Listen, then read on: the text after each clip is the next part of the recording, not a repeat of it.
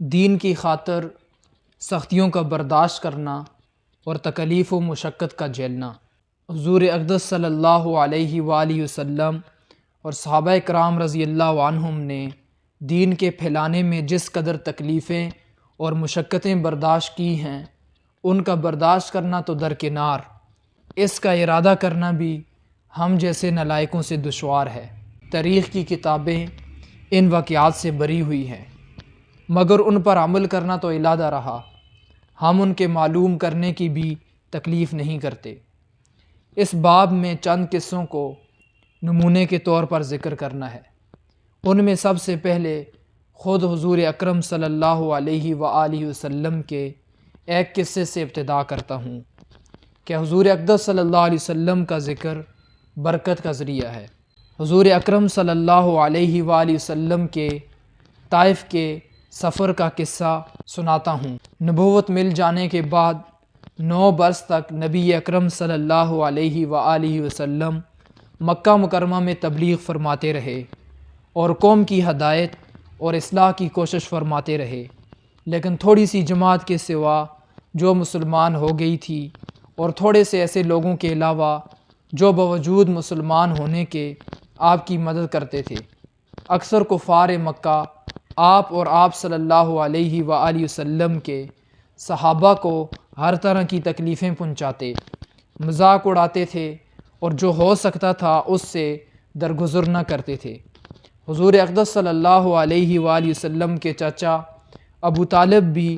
انہی نیک دل لوگوں میں سے تھے جو باوجود مسلمان نہ ہونے کے حضور صلی اللہ علیہ وآلہ وسلم کی ہر قسم کی مدد فرماتے تھے۔ 10ویں سال میں جب ابو طالب کا بھی انتقال ہو گیا تو کافروں کو اور بھی ہر طرح کھلے مہار اسلام سے روکنے اور مسلمانوں کو تکلیف پہنچانے کا موقع ملا۔ حضور اقدس صلی اللہ علیہ وآلہ وسلم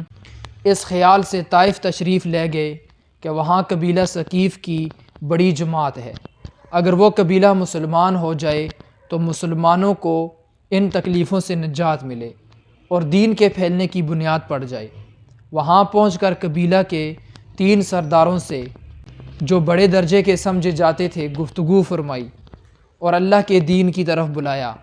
اور اللہ کے رسول کی یعنی اپنی مدد کی طرف متوجہ کیا، مگر ان لوگوں نے بجائے اس کے کہ دین کی بات کو قبول کرتے یا کم سے کم عرب کی مشہور مہمان نوازی کے لحاظ سے ایک نوادر مہمان کی خاطر مدارات کرتے، صاف جواب دے دیا اور نہایت بے رخی اور بد اخلاقی سے پیش آئے۔ ان لوگوں نے یہ بھی گوارا نہ کیا کہ آپ یہاں قیام فرما لیں۔ جن لوگوں کو سردار سمجھ کر بات کی تھی کہ وہ شریف ہوں گے اور مہذب گفتگو کریں گے، ان میں سے ایک شخص بولا کہ اوہو، آپ ہی کو اللہ نے نبی بنا کر بھیجا ہے۔ دوسرا بولا کہ اللہ کو تمہارے سوا کوئی اور ملتا ہی نہیں تھا جس کو رسول بنا کر بھیجتے۔ تیسرے نے کہا کہ میں تجھ سے بات کرنا نہیں چاہتا، اس لیے کہ اگر تو واقعی نبی ہے جیسا کہ دعویٰ ہے تو تیری بات سے انکار کر دینا مصیبت سے خالی نہیں، اور اگر جھوٹ ہے تو میں ایسے شخص سے بات کرنا نہیں چاہتا۔ اس کے بعد ان لوگوں سے نا امید ہو کر حضور اکرم صلی اللہ علیہ وآلہ وسلم نے اور لوگوں سے بات کرنے کا ارادہ فرمایا کہ آپ تو ہمت اور استقلال کے پہاڑ تھے، مگر کسی نے بھی قبول نہ کیا، بلکہ بجائے قبول کرنے کے حضور اقدس صلی اللہ علیہ وآلہ وسلم سے کہا کہ ہمارے شہر سے فوراً نکل جاؤ اور جہاں تمہاری چاہت کی جگہ ہو وہاں چلے جاؤ۔ حضور اقدس صلی اللہ علیہ وآلہ وسلم جب ان سے بالکل مایوس ہو کر واپس ہونے لگے تو ان لوگوں نے شہر کے لڑکوں کو پیچھے لگا دیا کہ آپ صلی اللہ علیہ وآلہ وسلم کا مذاق اڑائیں، تالیاں پیٹیں، پتھر ماریں، حتیٰ کہ آپ صلی اللہ علیہ وآلہ وسلم کے دونوں جوتے خون کے جاری ہونے سے رنگین ہو گئے۔ حضور اقدس صلی اللہ علیہ وآلہ وسلم اسی حالت میں واپس ہوئے۔ جب راستے میں ایک جگہ ان شریروں سے اطمینان ہوا تو حضور اقدس صلی اللہ علیہ وآلہ وسلم نے یہ دعا مانگی: اللہم الیک اشکو ضعف قوتی وقلت حیلتی وہوانی علی الناس یا ارحم الراحمین انت رب المستضعفین وانت ربی الی من تکلنی الی بعید یتجہمونی ام عدو الی ملکتہ امری ان لم تکن بک علی غضب فلا ابالی ولکن عافیتک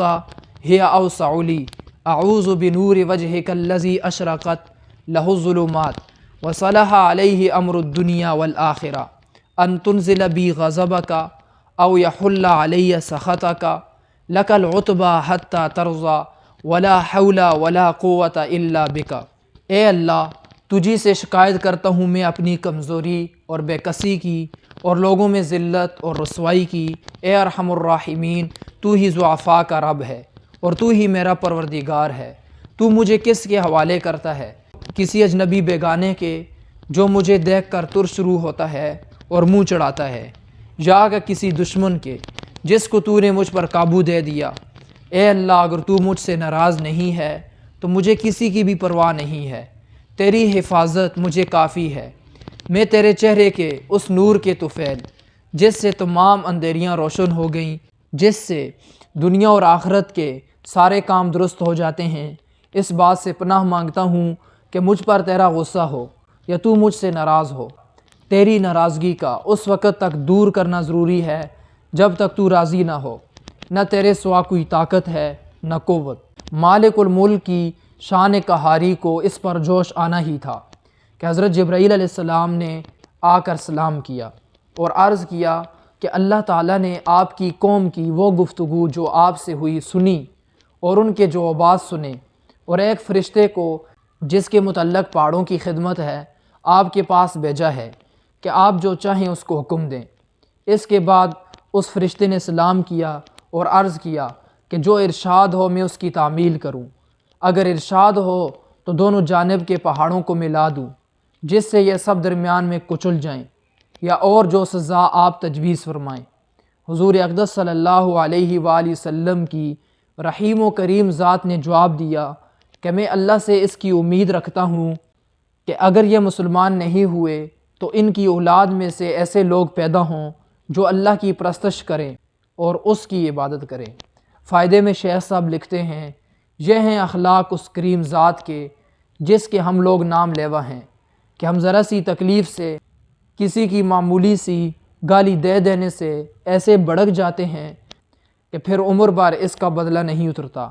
ظلم پر ظلم اس پر کرتے رہتے ہیں اور دعویٰ کرتے ہیں اپنے محمدی ہونے کا، نبی کے پیرو بننے کا۔ نبی کریم صلی اللہ علیہ وآلہ وسلم اتنی سخت تکلیف اور مشقت اٹھانے کے باوجود نہ بد دعا فرماتے ہیں نہ کوئی بدلہ لیتے ہیں۔